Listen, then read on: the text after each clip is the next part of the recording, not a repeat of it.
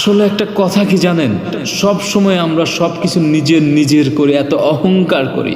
বাস্তব জীবনে আমাদের নিজের বলতে কিছুই নেই।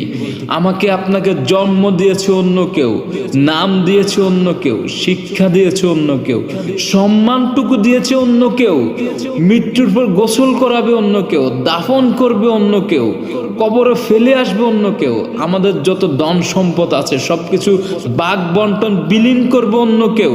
তাহলে কিসের এত অহংকার, কিসের এত অহংকার? আমরা কেন এত কিসের এত অহংকার করি? আসলে একটা কথা কি জানেন, সব সময় আমরা সবকিছু নিজের নিজের করে এত অহংকার করি।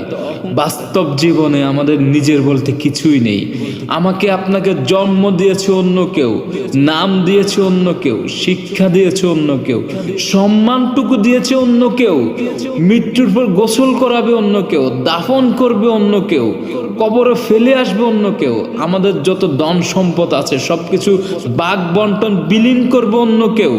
তাহলে কিসের এত অহংকার, কিসের এত অহংকার?